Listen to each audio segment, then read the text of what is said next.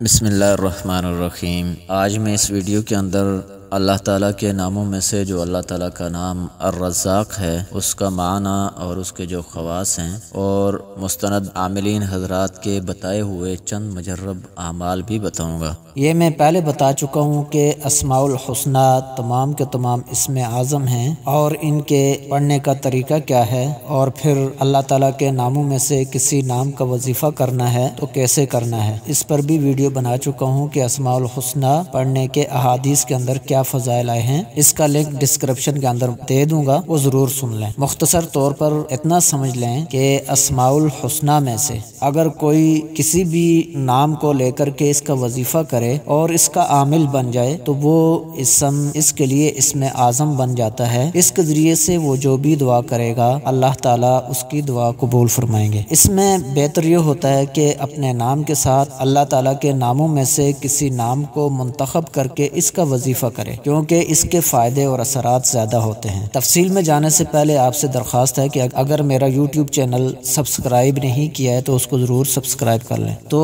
الرزاق کا معنی ہے بہت بڑا روزی دینے والا، رزق دینے والا۔ جو شخص نماز فجر سے پہلے اپنے مکان کے کونوں میں 10 مرتبہ یہ اسم پڑھ کر دم کرے گا، اللہ تعالیٰ اس پر رزق کے دروازے کھول دیں گے اور بیماری اور مفلسی اس کے گھر میں ہرگز نہیں آئے گی۔ اور یہ دم قبلے کی طرف منہ کر لے اور اس سے دایاں کونا بنتا ہے، وہاں سے یہ دم کرے۔ عاملین حضرات لکھتے ہیں کہ جو کوئی فجر کی سنت اور فرض کے درمیان 550 مرتبہ اول آخر 11 بار درود شریف 41 دن تک پڑھے گا وہ دولت مند ہو جائے گا۔ جو کوئی عشاء کی نماز کے بعد سر ننگا کر کے یا رزاق ترزق من تشاء یا رزاق اول آخر 11 بار درود شریف کے ساتھ 41 روز تک پڑھے گا، اس کے لیے رزق کے دروازے کھل جائیں گے۔